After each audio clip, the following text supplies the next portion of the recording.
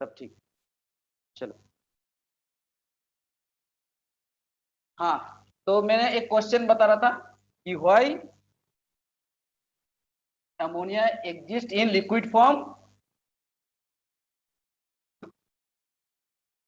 तो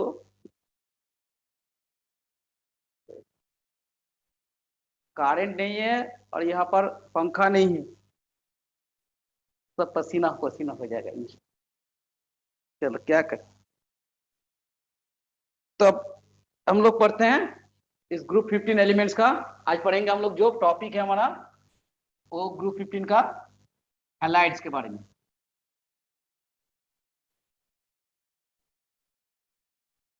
halides of group 15 elements.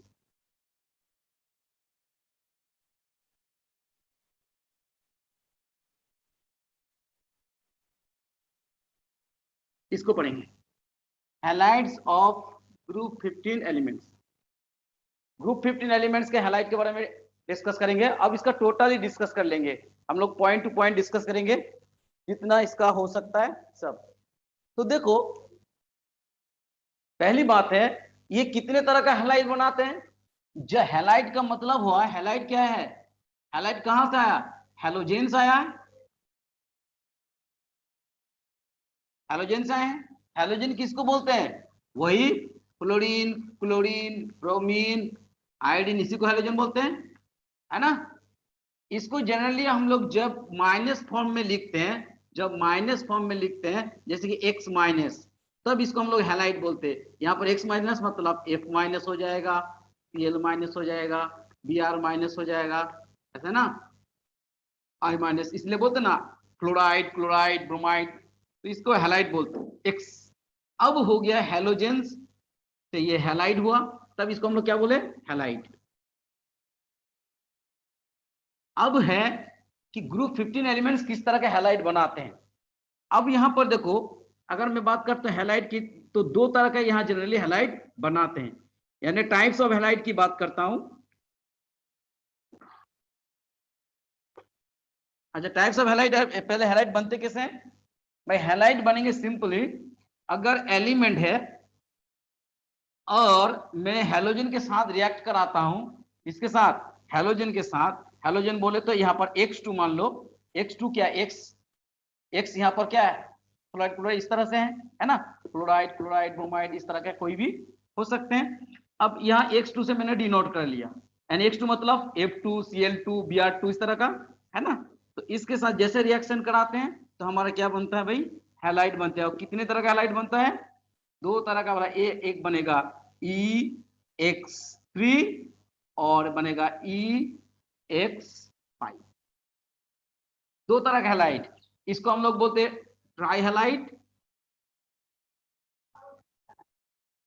है ना, इसको बोलते हैं पेंटा हैलाइड।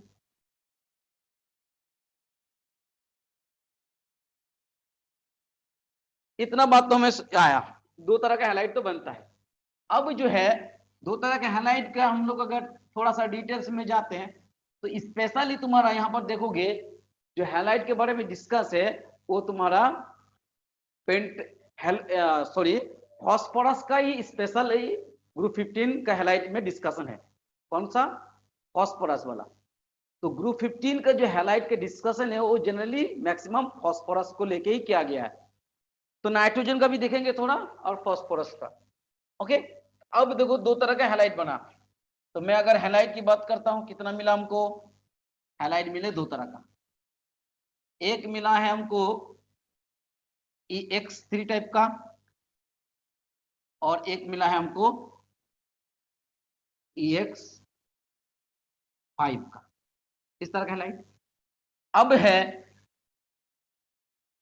जैसे कि अगर EX3 का बात करते हैं, जैसे हम लोग का होता है NCl3 होता है ना, फिर ऐसे होता है, ऐसे पहले से लिखते हैं NF3 क्लोरीन के लिए, NCl3 क्लोरीन के लिए,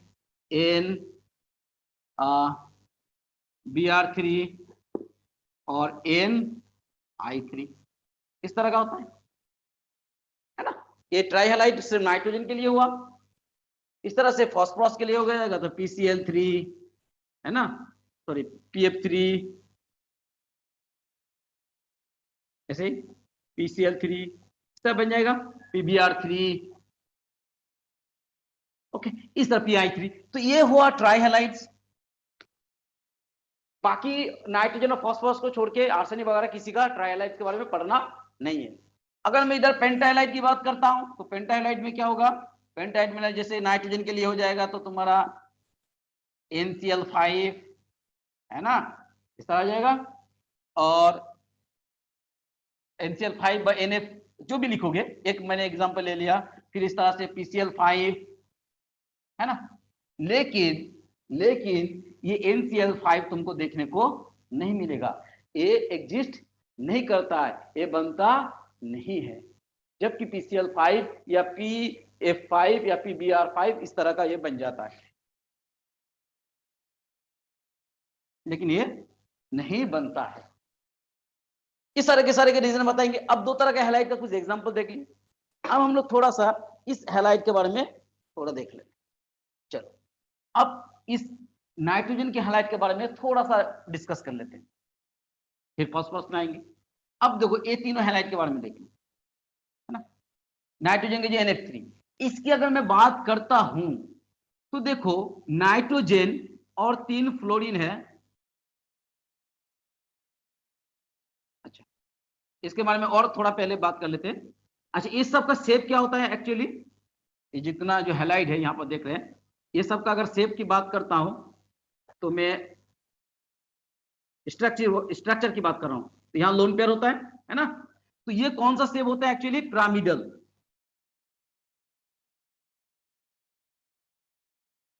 पिरामिडल शेप होते हैं ना। इसका क्या इस तरह का पिरामिड की तरह बनता है, पिरामिड की तरह बन जाता है, तो ये पिरामिडल शेप बनता है।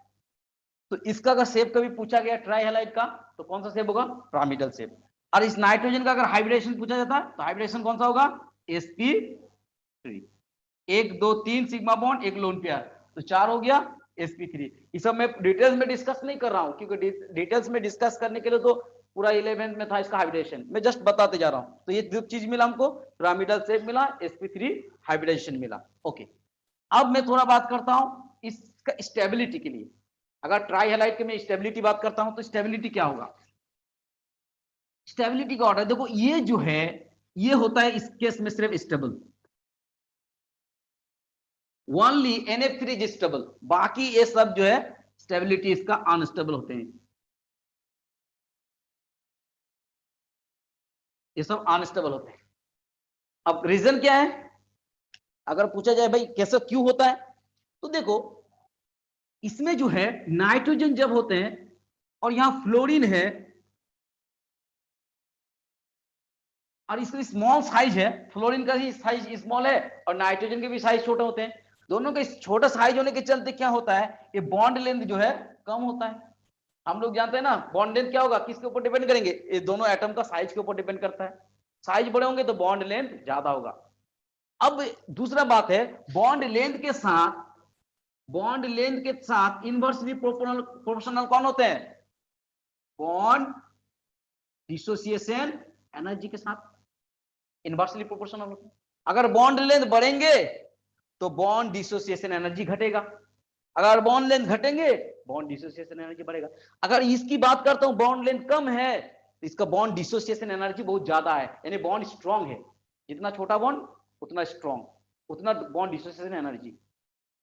तो इसलिए ये बॉन्ड छोटा होता है, एक तो रीजन ये हुआ भाई ये आसानी से टूटता नहीं है, that's why it is stable, stability यही कर रहे हैं ना भाई, ये टूटता नहीं है, छोटा बॉन्ड लेंथ है, तो बॉन्ड डिसोसिएशन एनर्जी बहुत ज्यादा होगा, तो उस बॉन्ड को हम तोड़ नहीं सकते हैं, that's why this molecules becomes stable.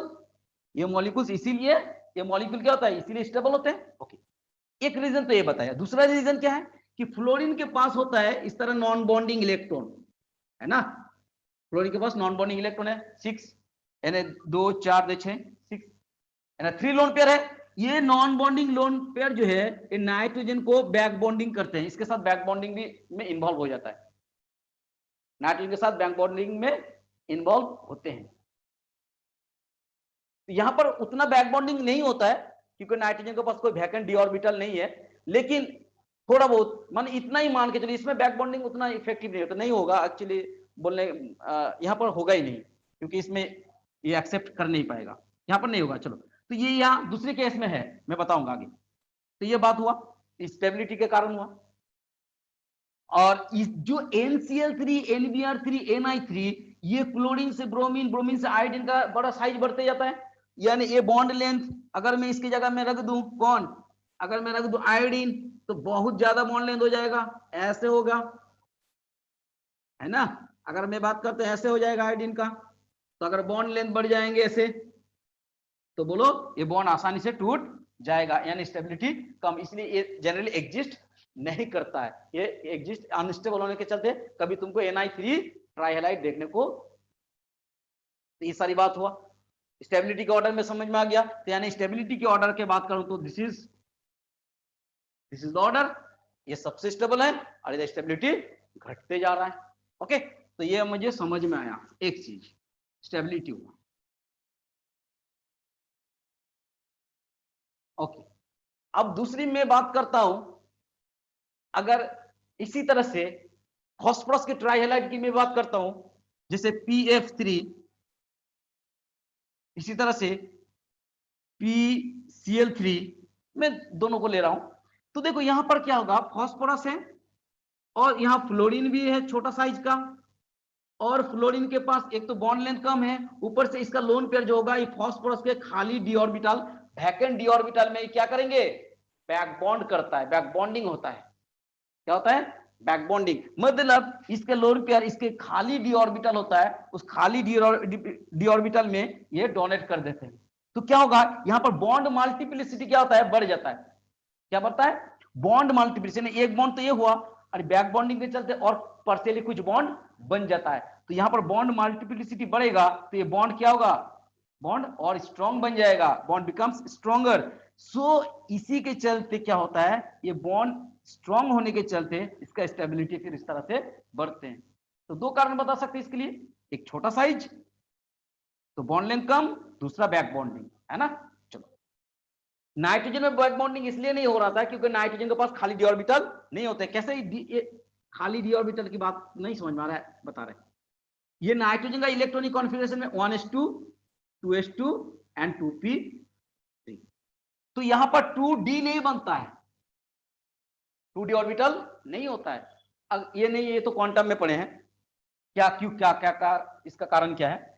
अब जो ये 2d नहीं बनता है तो यहां पर कोई खाली डी ऑर्बिटल का पॉसिबिलिटी नहीं है, जीरो। लेकिन फास्फोरस केस में आ जाओ तो ये 15 है, अगर इसका मैं करता हूं 1s2 2s2 2p6, यहाँ पर 3s2 एंड 3p, चलो लाइन है, एसी को ऑन करते रहो, पसीना पसीना हो। एक तो लाइन नहीं था, दूसरी बात यहाँ पर पूरा एसी तो इसलिए पूरा पैक है, कोई हवा भी नहीं आ रहा बाहर से, तो एकदम सिचुएशन बहुत खराब है। एक मिनट रुक जाओ, हम थोड़ा सा एसी के हवा, ठंडा हवा से एक बार पसीना सुखा देते हैं।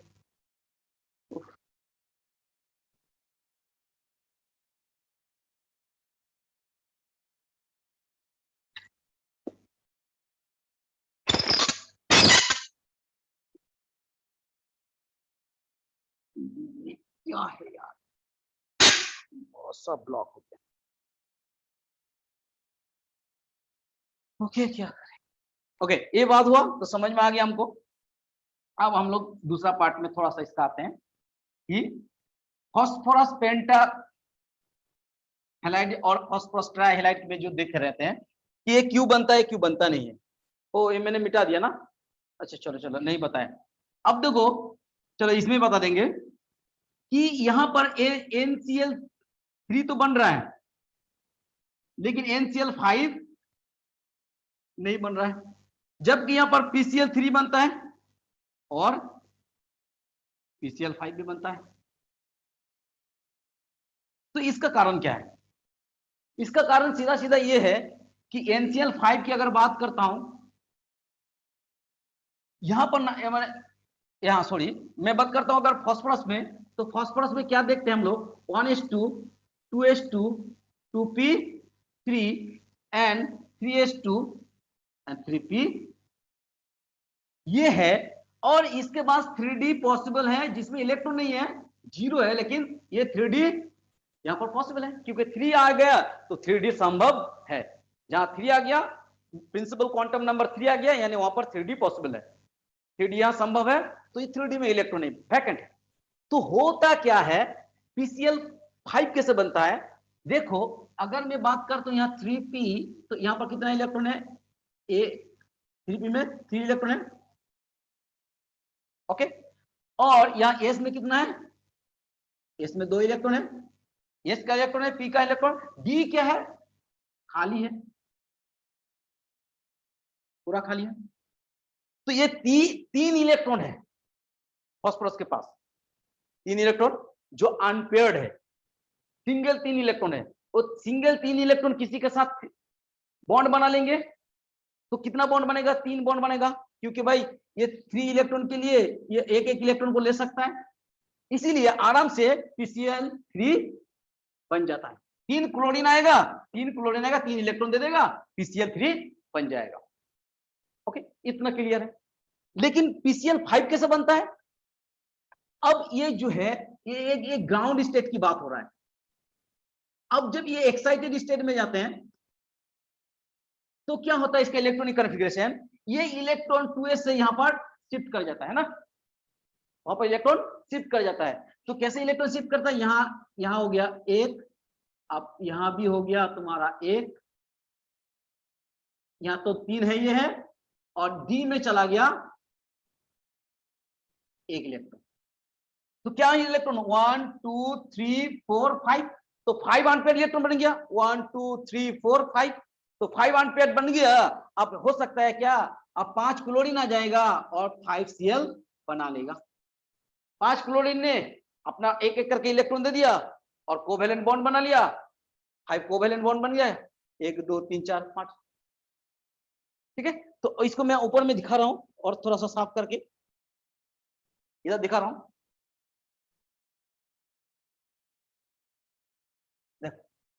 यहां हुआ क्या, इस तरह से जो है 3s2 था और यहाँ 3p3 और 3d 0 था। अब हुआ क्या, यहाँ 3 1 2 3 डी में कितना होता है 5,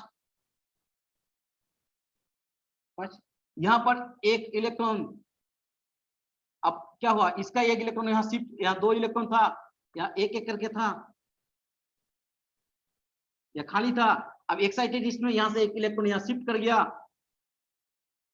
तो क्या बन गया, यह एक इलेक्ट्रॉन बन गया,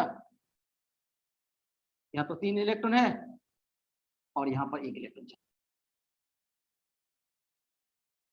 ये गया। अब देखो यहाँ क्या हो सकता है कि भाई 5 क्लोरीन आएंगे और एक इलेक्ट्रॉन इसको यहाँ दे देंगे, तो 5 क्लोरीन आएंगे तो क्या बन जाएगा, 1 2 3 4 5 क्लोरीन सब अपना अपना एक इलेक्ट्रॉन यहाँ दे देंगे और कोवेलेंट बॉन्ड बन जाएगा, तो क्या बन जाएगा, PCl5 बन जाएगा। 5 क्लोरीन 5 फास्फोरस थे, यहाँ एक इलेक्ट्रॉन है और एक इलेक्ट्रॉन कौन देंगे, क्लोरीन देंगे, क्योंकि एक ही ऑर्बिटल में 2 से ज्यादा इलेक्ट्रॉन नहीं रह सकता। अब बात है, ये तो हुआ, लेकिन नाइट्रोजन ने क्यों नहीं कर पाता है, नाइट्रोजन के पास अगर देखते हैं 1s2 2s2 एंड 2p3, यहाँ पर 2d नहीं होता है। तो अब यहां अगर ये नहीं होता है तो मैं ये बोल सकता हूं, यहाँ पर 1 2, यहाँ पर इलेक्ट्रॉन है 1 2 3, अब 3 क्लोरीन आया और NCl3 बना लिया, 3 क्लोरीन ने 3 इलेक्ट्रॉन दे दिया, यहां तो दे नहीं सकता है, तो 3 बॉन्ड बन जाता है, इसलिए NCl3 तो बनता है। लेकिन जब NCl5 की बात करता हूं तो NCl5 कैसे बनेगा, क्योंकि इस इलेक्ट्रॉन को कहीं जाना तो है, तो उस जाने के लिए एक जगह कहां होगा, है ये नहीं इसके पास, 2d तो होता नहीं है और 3d इसके पास है नहीं, यानी d ऑर्बिटल, खाली d ऑर्बिटल इसके पास नहीं है, इसलिए ये अपना कोवैलेंसी को एक्सटेंड नहीं कर पाता है, ये अपना कोवैलेंसी को बढ़ा 3 से यहाँ पर, इस तरह से 3 से यहाँ पर एक्सपेंड नहीं कर पा रहा है इस जगह में। है ना। तो ये अपना कोवेलेंसी को एक्सपेंड नहीं कर पा रहे, इसीलिए यहां पर NCl5 नहीं बनता है, जबकि NCl3 आसानी से बन जाते हैं। और फास्फोरस के केस में PCl3 भी बनता है और PCl5 भी बनता है। क्यों? क्योंकि इसके पास खाली d ऑर्बिटल है, इसके पास खाली d ऑर्बिटल नहीं है। इतनी ही बात।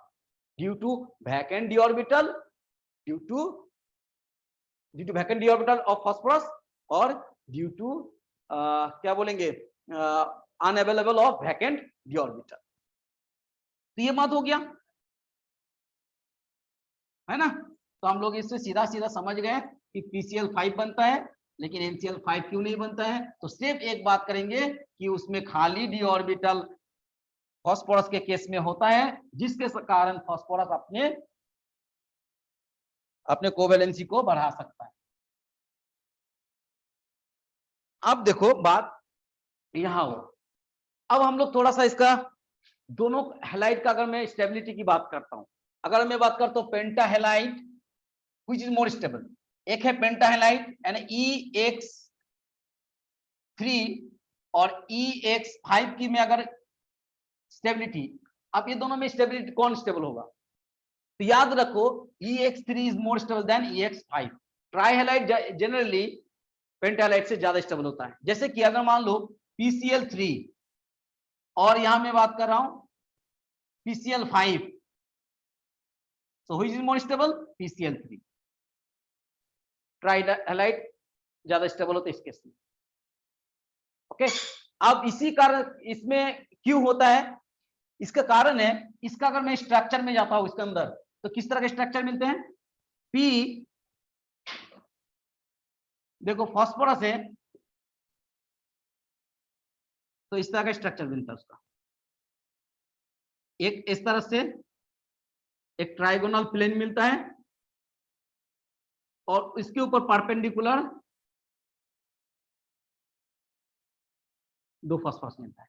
तो इस तरह का ये मिलता है, कौन सा स्ट्रक्चर जानते हो, इसको बोलते हैं ट्राइगोनल, और एक पिरामिड ऊपर नीचे एक पिरामिड बनेगा। देखो इसको जोड़ो, तीनों को नीचे से जोड़ दो, तीनों को ऊपर से जोड़ दो ऐसे से, तो एक पिरामिड ऊपर, तो ट्राइगोनल बाई पिरामिडल इसका स्ट्रक्चर होता है, trigonal bi pyramidal.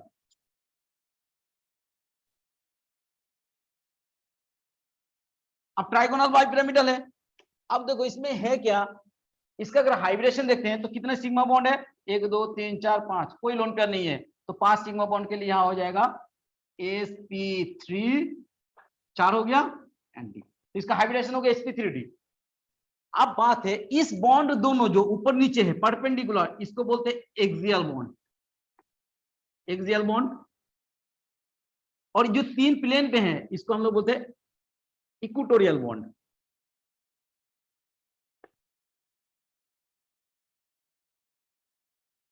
Equatorial bond, अब इक्वेटोरियल बॉन्ड है और यहां पर ये दो एक्सियल बॉन्ड है। अब होता क्या है, एक्सियल बॉन्ड का बॉन्ड लेंथ इक्वेटोरियल से ज्यादा होता है। एक्सियल बॉन्ड का, एक्सियल जो बॉन्ड होते हैं उस बॉन्ड का बॉन्ड लेंथ की बात करता हूं, bond length greater than equatorial bond length, equatorial bond length.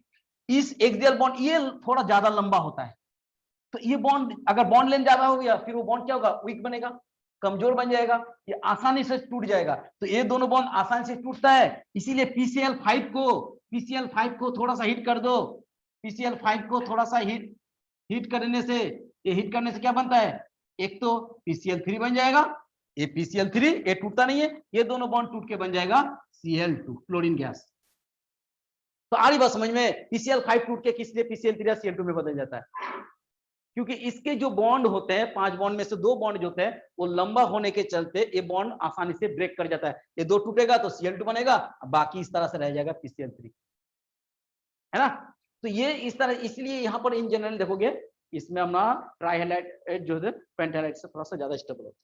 अब तो ये थोड़ा बात हुआ, अब आते हैं हम इसका कोवेलेंट कैरेक्टर के बारे में, कोवेलेंट कैरेक्टर, ठीक है। तो देखो अगर मैं ट्राई हैलाइड और पेंटालाइड की दोनों की बात करता हूं, तो अगर तुम्हें पूछा जाए कि फास्फोरस पेंटाक्लोराइड की PCl5 की पांचों बॉन्ड क्या एक ही है? नहीं, 5 बॉन्ड बराबर नहीं है, 5 बॉन्ड इक्वल नहीं है। 3 बॉन्ड जो है इक्वेटोरियल है, वो तीनों सेम है, और जो 2 एक्सियल बॉन्ड है वो क्या है? डिफरेंट है, यानी उसका बॉन्ड लेंथ ज्यादा है इक्वेटोरियल से, यानी 3 और 2 में बढ़ गया, जिसके कारण से वो टूटता है। अब मैं कोवेलेंट कैरेक्टर की बात करता हूं, व्हिच इज मोर कोवेलेंट। अगर मैं पेंटाहेलाइड और ट्राइहेलाइड की बात करता हूं कोवेलेंट कैरेक्टर, अब मैं अगर कोवेलेंट की बात करता हूं,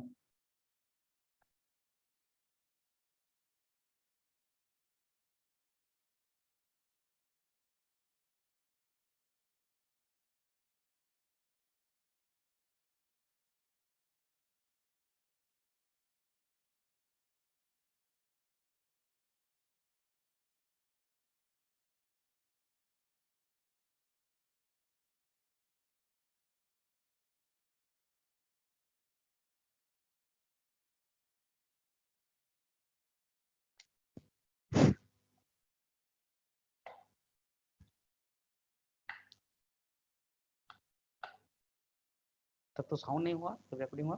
हाँ, अच्छा देखो, ये कोवेलेंट कैरेक्टर की बात करता हूं, उसी ट्राइहेलाइड और पेंटाहेलाइड की। देखो पहली बात तो बोथ आर कोवेलेंट, माने EX3 and EX5 both are covalent.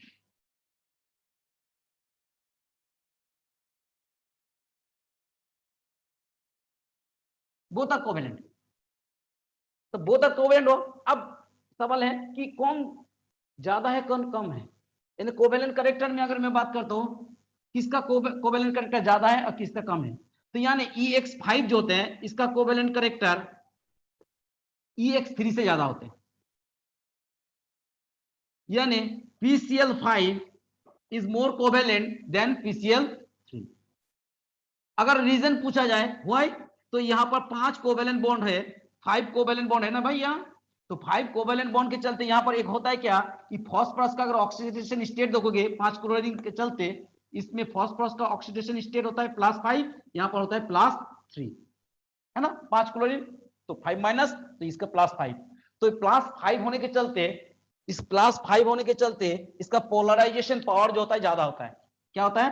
+5 oxidation, इस फास्फोरस का क्या होता है? Polarization power. पोलराइजेशन जो पावर होते हैं वो ज्यादा होते हैं। अब बोलोगे सर ये पोलराइजेशन पावर जो है ये इसका हाई है, हायर देन +3, +3 वाला से ये +5 है ना,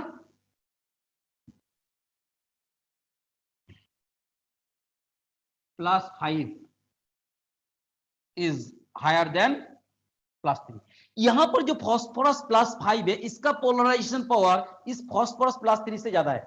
ये पोलराइजेशन पावर क्या होता है? ये एक फाजेंस रूल है, अकॉर्डिंग टू फाजेंस रूल, जो उसके रूल्स है उसके हिसाब से अगर देखा जाए, उनके हिसाब से कि जिसका पॉजिटिव करेक्टर, जब प्लस करेक्टर किसी के ऊपर पॉजिटिव चार्ज है, इस पॉजिटिव चार्ज अगर बढ़ता है तो उसका पोलराइजेशन पावर बढ़ता है, अगर पोलराइजेशन पावर बढ़ता है तो उसका कोवेलेंट करेक्टर भी बढ़ता है ना। तो क्या है कि इसके +5 है, तो ये हायर ऑक्सीडेशन स्टेट पे है, तो इसका polarization power according to Fajans rule ज्यादा है, और ज्यादा होने से क्या होता है? इसका कोवेलेंट कैरेक्टर भी ज्यादा हो जाते हैं। So higher the positive charge, higher will be the polarization power and higher will be the covalent character. अब वो क्या क्यों होता है ये तो डिटेल्स में जाना होगा, एक्चुअली मैं थोड़ा सा बता देता हूं। ये जब प्लस जितना ज्यादा होगा उसका इलेक्ट्रॉन को अट्रैक्ट करने का टेंडेंसी भी उतना ज्यादा होगा, तो इलेक्ट्रॉन क्लोरीन से वो ज्यादा अपनी ओर खींचेगा, और उसको इसीलिए बोलते पोलराइजेशन पावर, उसको पोलराइज करेगा, और वहां पर कोवेलेंट बॉन्ड और उतना मजबूत बनते जाएगा। तो यहां पर ये this is more covalent, okay, according to polarization power of +5 phosphorus का, है ना। तो ये कोवेलेंट कैरेक्टर भी हम दोनों का कंपेयर कर लिए, किसका ज्यादा है किसका कम है, तो सीधा सीधा बात है, जिसका जितना हैलाइड ज्यादा है उसका कोवेलेंट कैरेक्टर उतना ही ज्यादा होंगे। अब है ज्यादातर सब कोवेलेंट कैरेक्टर है, एक ही जो है ट्राई हैलाइड जो आयनिक होता है, वो यहां पर देखोगे बिस्मथ का अगर मैं ले लेता ट्राइहाइड, ये होता है आयनिक,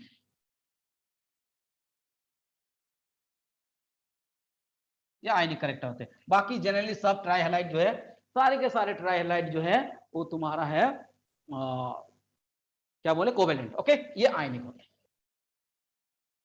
अब इतना हुआ। अब आते हैं कोवेलेंट करेक्टर की बात हम हुआ। अब हम लोग बताते हैं इसका ट्राइहैलाइड का स्पेशली हाइड्रोलाइसिस में। इससे पहले प्रिपरेशन आते हैं, थोड़ा सा प्रिपरेशन।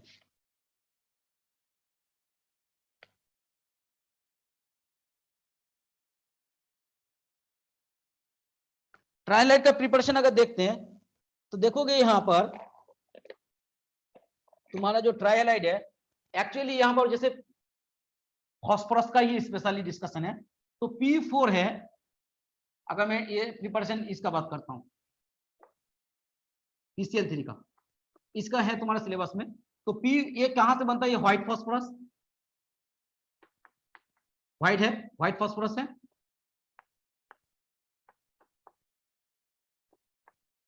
व्हाइट फास्फोरस है। अब इसके साथ हमने क्या रिएक्शन करवाए, अगर मैं फास्फोरस को क्लोरीन के साथ रिएक्शन कराता हूं तो ये बन जाता है तुम्हारा, ये बन जाएगा PCl3। अब इसको बैलेंस करने के लिए देख लो, यहाँ P4 हो तो यहाँ 4 लगाना पड़ेगा, और ये 12 हो तो यहाँ 6 लगाना पड़ेगा। ओके, तो एक बनने का हुआ। तो ये इससे डायरेक्ट बनते हैं क्लोरीन के साथ फास्फोरस का हिट करने से, ये तो व्हाइट फास्फोरस है ना, ये के हुआ। दूसरा फास्फोरस को कैसे बनाते हैं, P4 है, फिर वो ये व्हाइट फास्फोरस है, और हम लोग लगाते हैं थायोनिल क्लोराइड के साथ। ये देखोगे थायोनिल क्लोराइड के साथ, तो थायोनिल क्लोराइड को इसको बैलेंस करना है, कोई दिक्कत नहीं। जैसे कि यहां पर मैं लिख देता हूं फटाफट, 8SOCl2, ये थायोनिल क्लोराइड है। इससे क्या बनेगा, वही P4 है तो 4 PCl3, बैलेंस करो, और क्या है, एक SO2 हुआ, और होगा तुम्हारा 4SO2 प्लस एक है तुम्हारा 2S2Cl2। ये इतना नहीं आता है, ये सब उतना नहीं आता, ये सब एग्जाम में नहीं आता, लेकिन बस जानने के लिए। तो ये दो मेथड है यहाँ पर फास्फोरस का प्रिपरेशन के लिए। अब ट्राइफॉस्फोराइड का मैं अगर कुछ प्रॉपर्टीज की बात करता हूं, ये हुआ। अगर इसी तरह से मैं अगर पेंटाफॉस्फोराइड को भी साइड में लिख देता हूं, देखो कुछ नहीं है। अगर मैं PCl3 हो ना, अगर PCl5 का क्या करोगे, सेम P4 के साथ क्लोरीन का रिएक्शन करोगे, PCl5 बनेगा।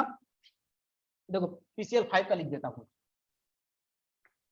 इसका प्रिपरेशन, तो यही सेम है, इसका भी तुम्हारा वही प्रिपरेशन होगा, P4 white phosphorus plus chlorine होगा, Cl2 क्या बनेगा भाई, ये P4 है तो यहाँ पर हमेशा 4 बनेगा, और PCl5 बनेगा। तो यहाँ पर कितना क्लोरीन हो गया, 24 क्लोरीन हो गया, तो यहाँ पर 10 लगा दो।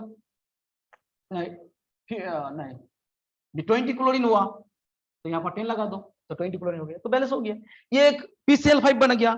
इसी तरह से P4 के साथ और एक रिएक्शन है, P4 प्लस तुम्हारा है, ये थाइनिल नहीं है, यहाँ पर 10, यहाँ पर मैं देख के बता देता हूं, SO2Cl2, सल्फ्यूराइल क्लोराइड होते हैं, ये सल्फ्यूराइल क्लोराइड है।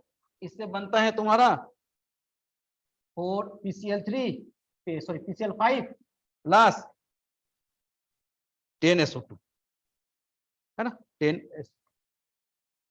तो ये कुछ मेथड है, ये दोनों है तुम्हारा फर्स्ट प्रिपरेशन का।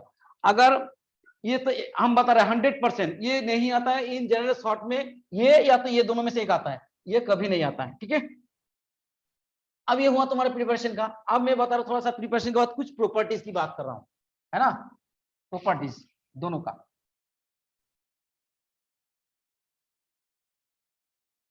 प्रॉपर्टीज में सबसे ज्यादा इंपॉर्टेंट है हाइड्रोलाइसिस, ये याद रखोगे, प्रॉपर्टीज।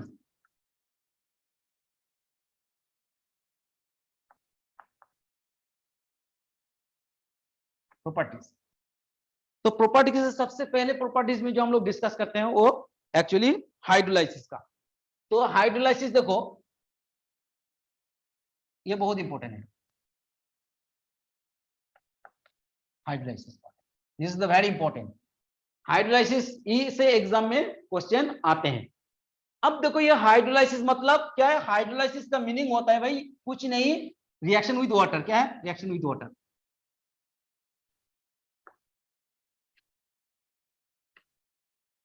अब वाटर के साथ रिएक्ट करके क्या, ये हाइड्रोलाइसिस है। अगर वाटर के साथ रिएक्ट किया तो हाइड्रोलाइज उसका हाइड्रोलाइसिस हुआ, अगर वाटर के साथ रिएक्ट नहीं किया तो हाइड्रोलाइसिस नहीं हुआ। अब देखो कैसे होते हैं। अगर मैं बात करता हूं यहाँ PCl3 की, ट्राइहाइलाइट की अगर हाइड्रोलाइसिस कराता हूं तो यहाँ पर क्या है, हाँ एक मैं दो बातें बता देता हूँ हाइड्रोलाइसिस से पहले। इसका कुछ कंडीशंस है। हाइड्रोलाइसिस कब होगा? पहला कंडीशन होना चाहिए क्या बने, उसमें होना चाहिए वैकेंट, जिसमें देखो होता क्या है, कोई भी जो सेंट्रल एलिमेंट है, ठीक, अब उसके साथ कुछ भी जुड़ा हुआ जैसे यहां पर है, तो इस एलिमेंट का हो तो वैकेंट डी ऑर्बिटल, या तो इससे जुड़ा हुआ जो भी है या तो उसका हो वैकेंट डी ऑर्बिटल, इसका वैकेंट डी ऑर्बिटल या तो इसके पास वैकेंट डी ऑर्बिटल हो। तो क्या करेगा वाटर जो है H2O जो है, इस ऑक्सीजन का जो लोन पेयर होते हैं, इस लोन पेयर ने चाहे तो इस पे अटैक करे या तो चाहे इस पे अटैक करे। आ रही बात समझ में? हाइड्रोलाइसिस जब होता है हैलाइड का, तो इस सेंट्रल एटम का वैकेंट डी ऑर्बिटल हो या तो इसका वैकेंट डी ऑर्बिटल हो। अगर इसमें वैकेंट डी ऑर्बिटल मिल गया तो ये आसानी से यहां अटैक करता है। ओके, अब देखो इस तरह से ये हाइड्रोलाइसिस करते हैं। एक कंडीशन तो हुआ क्या भाई, होना चाहिए क्या, उस क्या होना चाहिए ना, वैकेंट डी ऑर्बिटल होना चाहिए, वैकेंट डी ऑर्बिटल। एक तो वैकेंट डी ऑर्बिटल होना चाहिए, ये वैकेंट डी ऑर्बिटल रहेगा तो तब जाके इसमें हाइड्रोलाइसिस। ओके, एक वैकेंट डी ऑर्बिटल हो। दूसरा कंडीशन है उस अटैकिंग जिसमें वाटर अटैक कर रहा है, वाटर इसको अटैक कर रहा है चाहे इसको, तो इसमें होना चाहिए क्या, इसमें होना चाहिए उसमें क्या होता है पार्शियल पॉजिटिव करेक्टर होगा तो अच्छा रहेगा। पार्शियल पॉजिटिव करेक्टर यानी delta plus,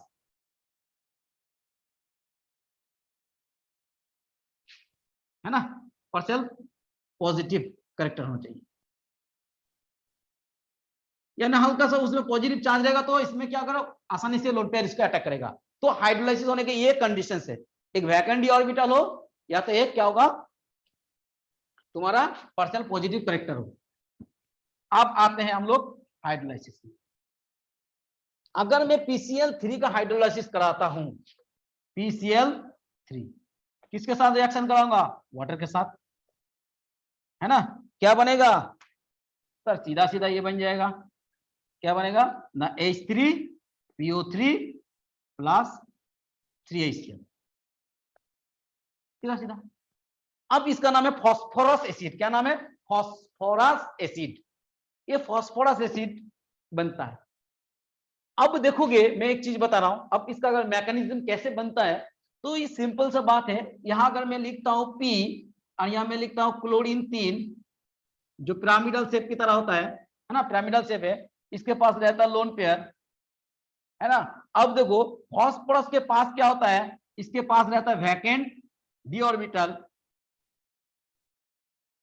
vacant d orbital रहता है ना, वैकेंट डी ऑर्बिटल है इसके पास, फॉस्फोरस के पास। अब जब वाटर आते हैं इसके पास क्या है लोन पेयर, इस लोन पेयर को इस देगा। अरे भाई हाइड्रोलाइसिस होने के लिए इसको एक्सेप्ट तो करना होगा ना, ये ऑक्सीजन सबसे पहले जाके उसमें अटैक करेगा तब हाइड्रोलाइसिस होगा। तो ये जो लोन पेयर देगा तो इसके लेने की कैपेसिटी भी तो होना चाहिए, तो इसके पास खाली डी ऑर्बिटल भी तो होना चाहिए या तो इसके ऊपर पॉजिटिव चार्ज तो होना चाहिए, तब ना इसको एक्सेप्ट करेंगे वो। यही बात है, इसके पास खाली डी ऑर्बिटल होता है, आसानी से इलेक्ट्रॉन को ले लिया। अब क्या होता है इसमें कुछ इस टाइप से होता है, ये हो गया। अब यहां पर अगर देखा जाए तो P, इसके ऊपर अगर मान लो OH है ना। अब ऑक्सीजन ने दे दिया तो इसके ऊपर प्लस चार्ज आ जाता है, ऑक्सीजन के ऊपर लोन पेयर को देते हैं। अब यहां पर इसको माइनस चार्ज आता है, इसके ऊपर डेल्टा माइनस मान लो या इसके ऊपर प्लस कर दो, चलो कोई दिक्कत नहीं है इसमें। ये ऑक्सीजन को दे दिया तो इसके ऊपर प्लस, इसके ऊपर माइनस आ जाता है, फॉस्फोरस ले लिया तो माइनस, ऑल ओवर न्यूट्रल। अब देखो ये क्या होता है कि ये प्लस जो ऑक्सीजन के ऊपर ये स्टेबलाइज नहीं होता है, ऑक्सीजन इलेक्ट्रोनेगेटिव एलिमेंट है, ऑक्सीजन इलेक्ट्रोनेगेटिव है और उसके ऊपर उसको इलेक्ट्रॉन चाहिए और उसके ऊपर उल्टा पॉजिटिव हो गया तो वो ये अनस्टेबल होता है, इस तरह रहना चाहता है नहीं, ये रहना नहीं चाहता है, तो ये क्या करता है, इस बॉन्डेड इलेक्ट्रॉन को अपने और खींच लेता है, खींच के H+ को निकाल देता है। अब OH बन गया, उस H+ ने इस क्लोरीन को, देखो ये जैसे आएगा, यहाँ आया ना, तो ये न्यूट्रल हो गया, ये H+, फिर इस इलेक्ट्रॉन यहाँ नेगेटिव है तो ये अपना न्यूट्रल होना चाहता है, तो ये बॉन्ड क्या होता है, शिफ्ट कर जाएगा, तो फिर ये न्यूट्रल हो जाता है, एक क्लोरीन और तुम्हारा इधर H दोनों निकाल के HCl निकाल जाता है। तो क्या हुआ, ऐसे हो गया कुछ, OH, एक तो H खत्म हो गया तो OH और एक क्लोरीन इधर खत्म हो गया तो 2 Cl और इधर आ गया HCl, एक ऐसा हुआ। फिर दोबारा फिर एक वाटर मॉलिक्यूल आएगा, फिर क्लोरीन के साथ इस क्लोरीन को निकालेगा, फिर और एक वाटर मॉलिक्यूल आएगा, फिर इस क्लोरीन को निकालेगा, 3 क्लोरीन को निकालने के, जैसे एक क्लोरीन को निकालने के लिए एक वाटर लगा, एक क्लोरीन खत्म हो गया, एक OH हो गया, इसी तरह और 2 क्लोरीन को खत्म करेंगे, 2 OH उसमें आ जाएंगे।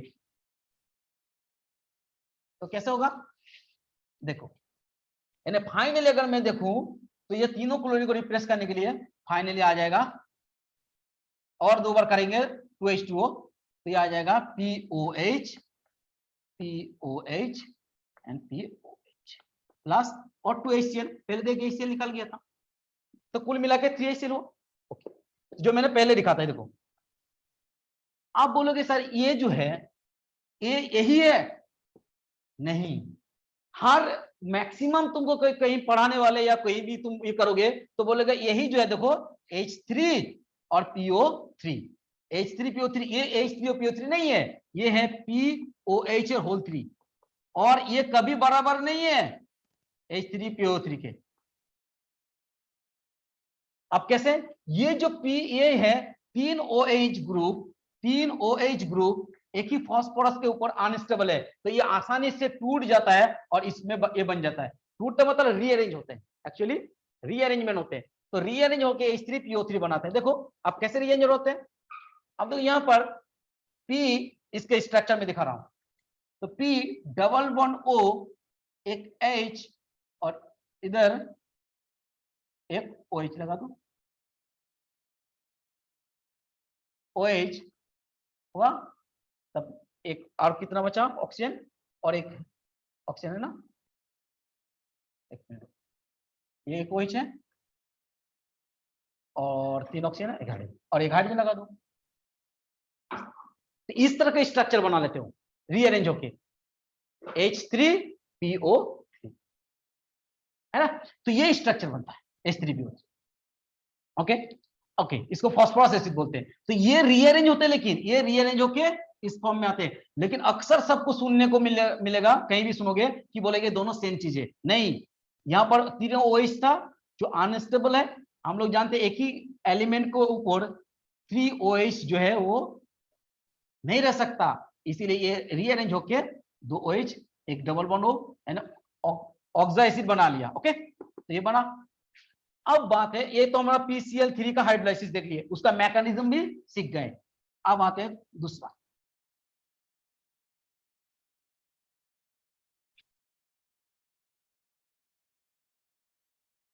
सर इसी तरह से क्या PCl3 हाइड्रोलाइसिस हुआ, NCl3 होता है, NCl3 क्या क्या हाइड्रोलाइसिस होगा, होगा, यहां पर इसका हाइड्रोलाइसिस हो जाता है, हाइड्रोलाइसिस होकर क्या बनाएगा, NH3 बन जाएगा और तुम्हारा बनेगा यहां पर देखो 3HOCl, बैलेंस करो तो देखो सही होगा, ये बना।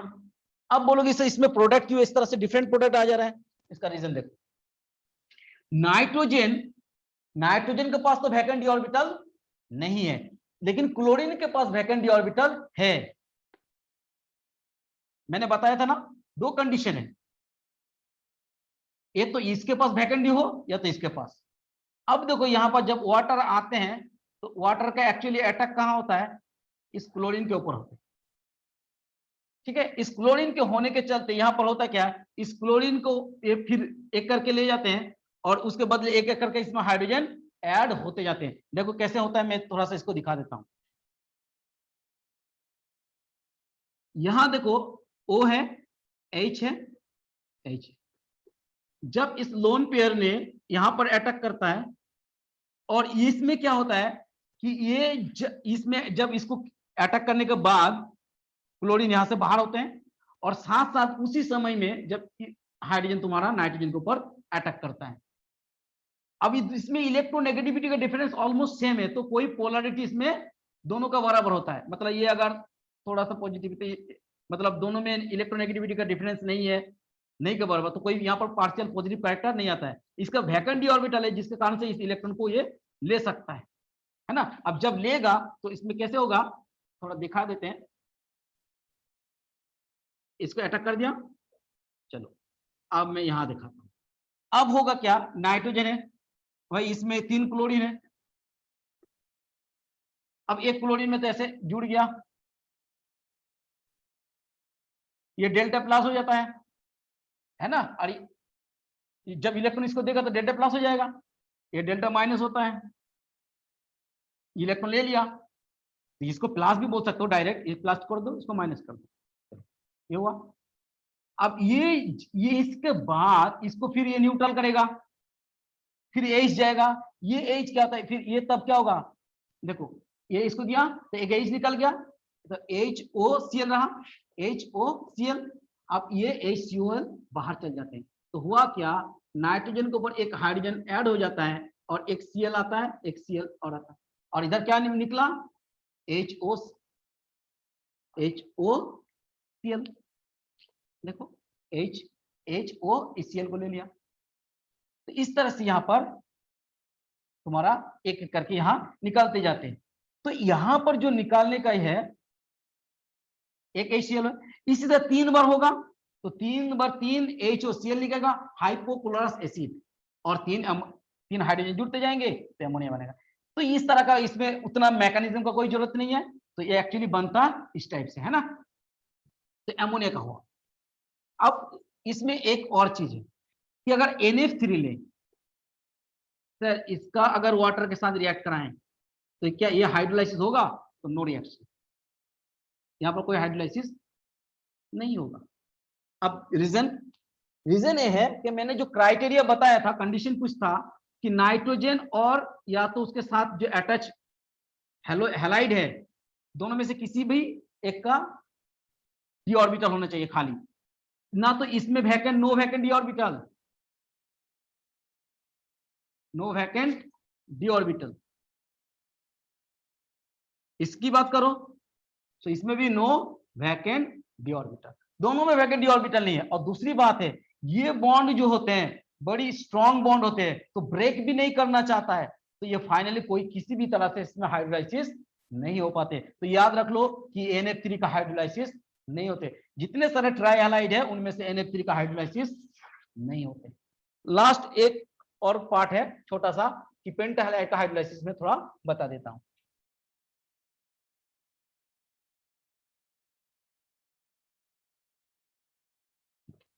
अब पेंटा हैलाइड में जो है, जैसे पेंटाइड है यहां का ले लेते हैं PCl5, NCl5 तो बनता ही नहीं है, तो इसका हाइड्रोलाइसिस की कोई सवाल ही नहीं आता।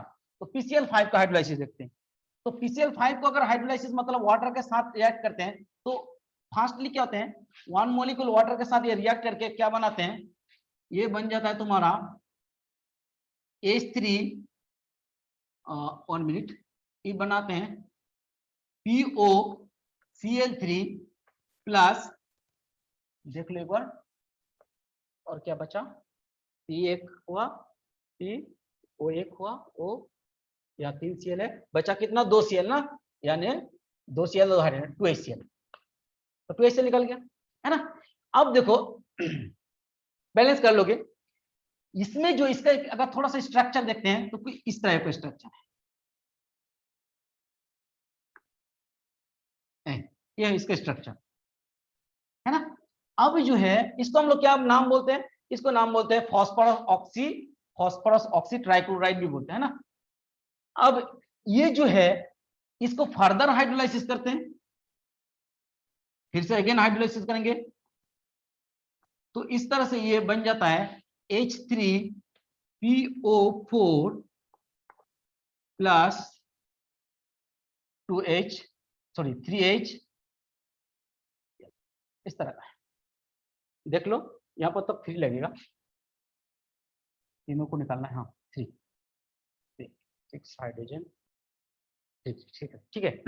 तो यहाँ ये हाइड्रोलाइसिस होगी, ये कौन सा एसिड बनाया, पहले तो बनता था फास्फोरस, याद रखो PCl3 को किए थे तो H3PO3 आया था, अब PCl5 को कर रहा हूं तो H3PO4, इस बात को ध्यान देना है, PCl5 से H3PO4, तो ये जो है फास्फोरिक एसिड बोलते हैं इसको, और वो था फास्फोरस,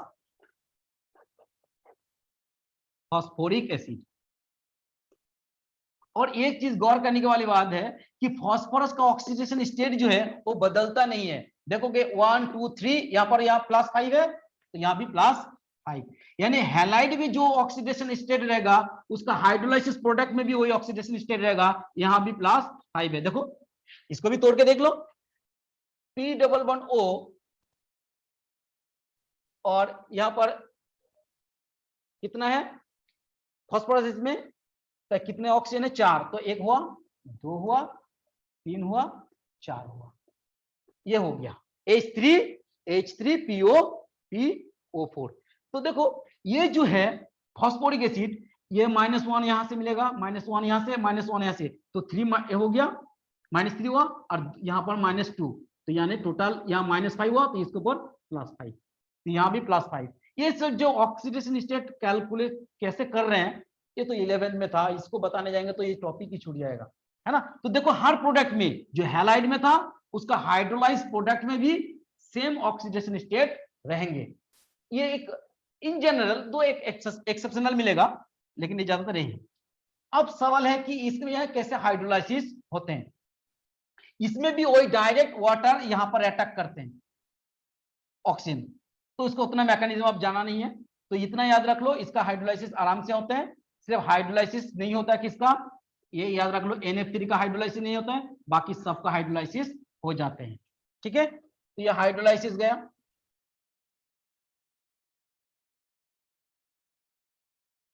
अब है तुम्हारा, और 2 मिनट ले रहा हूं, ये कंप्लीट हो जाएंगे, और एक पार्ट होगा तुम्हारा शायद एसिड के साथ, हाँ तो इसको थोड़ा बता देते, लास्ट है इसमें हाइड्रोलाइसिस। देखो reaction with alcohol and acid, यानी रिएक्शन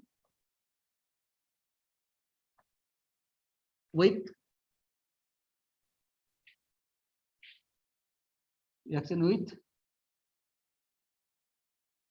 अच्छा ऐसे करते थे, एक लाइन में लिखते reaction with OH, acidic OH, यानी एसिडिक जो प्रोटॉन रहता है,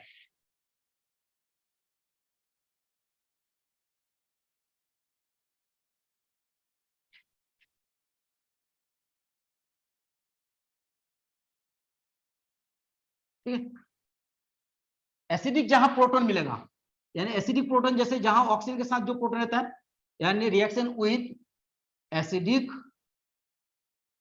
प्रोटॉन कर देते हैं, एसिडिक प्रोटॉन कंटेनिंग कंपाउंड्स, यानी एसिडिक प्रोटॉन कहां बोलते हैं, जहां पर देखोगे इन जनरल जो प्रोटॉन ऑक्सीजन के साथ जुड़ा रहता है उसको एसिडिक प्रोटॉन बोलते हैं, ठीक है। इसका यहाँ एक देख लेते हैं कि यहाँ पर कैसे कैसे रिएक्शन होते हैं, थोड़ा सा देख लो। अगर मैं बात करता हूं यहाँ पर देखो ट्राइहेलाइड की, तो PCl3 है, और एसिड कंटेनिंग जैसे कि अल्कोहल ले लो C2H5, तो OH देखो यही हो गया एसिडिक प्रोटॉन, जहां रहेगा तो इसको सीधा सीधा क्या करेंगे, इस एसिडिक प्रोटॉन को हटा देते हैं, तो यानी यहां बन जाएगा C2H5Cl, और बनेगा इधर तुम्हारा, हट गया, ओके C2H5, यानी यहाँ पर बैलेंस करो, तो बैलेंस करने के लिए यहाँ पर तुम्हें 3 लगाना पड़ेगा, ये 3 लग गया, यहाँ पर आगे डाल दो 3, तो बैलेंस हो गया 3 क्लोरीन, ओके। अब बचा क्या तुम्हारा, बच गया यहाँ पर P और Cl3 तो यहाँ चले गए, OH है, NaH3PO3, NaH3PO, ये बन गया। तो ये हाइड्रोलाइसिस का एक प्रोडक्ट हुआ। तो देखो अब इसको बैलेंस करो, कैसे देखो, थोड़ा सा देख लो, बैलेंस ऑटोमेटिक हो जाएगा। मैंने बैलेंस किया, C2H5 है, अब यहाँ 3 क्लोरीन है, तो 3 Cl तो यहाँ जुड़ेगा, तो यहाँ 3 लगा दिए, तो फिर इसको 3 किया, हो गया यहाँ ये कंप्लीट। अब बचा यहाँ 3 ऑक्सीजन, 3 है तो 3 ऑक्सीजन हो गया, और तुम्हारे यहाँ 3 हाइड्रोजन भी है, देखो 3 ऑक्सीजन 3 हाइड्रोजन, एक ही फास्फोरस, एक ही फास्फोरस, तो ये बैलेंस हो गया। तो ये फास्फोरस एसिड बनाया, एक हो गया। अब दूसरा है, इसी को एसिड के साथ भी रिएक्शन हो सकता है, सेम रिएक्शन है एसिड के साथ, वही सेम प्रोडक्ट है, इसको हटा दो तो बन जाएगा CH3 CH3CO, Cl3, 3 क्लोरीन आ गया, अब बन गया यहाँ पर H3PO3, बैलेंस कर लोगे तो ये ट्राई हैलाइड के साथ हुआ। इसी तरह से पेंटा हैलाइड के साथ भी होता है, PCl5 के साथ भी C2H5OH का रिएक्शन होता है, और PCl5 का भी तुम्हारा जैसे CH3COOH का रिएक्शन होता है। सिर्फ अंतर क्या है, इसमें जो ए प्रोडक्ट दोनों सेम बनेगा, ये भी बनेगा, ये भी बनेगा। ये जो साइड प्रोडक्ट है ये तुम्हारा फास्फोरस एसिड की जगह तुम्हारा फास्फोरिक एसिड बन जाएगा। 1 मिनट, वही बनेगा होपफुली, 1 मिनट। हाँ देखो,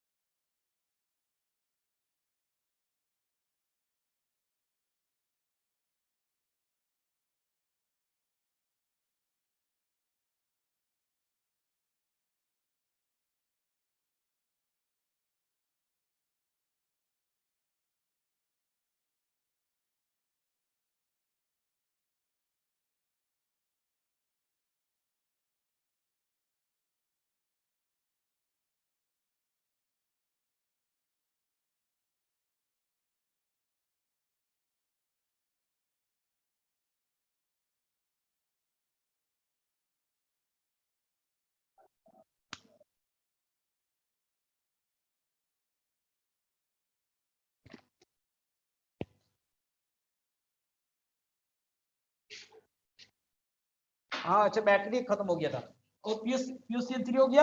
अब इसके साथ तुम्हारा बन जाएगा HCl, और बाकी जो प्रोडक्ट है वो तो बनेगा। जैसे कि यहाँ पर कौन सा अल्कोहल ले लिए, तो अल्कोहल के लिए वही C2H5 ये प्लस POCl3 प्लस HCl, दोनों में सेम, इसमें भी वही बन जाएगा POCl3। तो इस केस में POCl3 बनता है, इस केस में H3PO3 है ना। तो ये तुम्हारा फास्फोरस का रिएक्शन जो है, फास्फोरस हैलाइड का पेंटालाइड और ट्राइहैलाइड का रिएक्शन हुई एसिडिक प्रोटॉन कंटेनिंग कंपाउंड।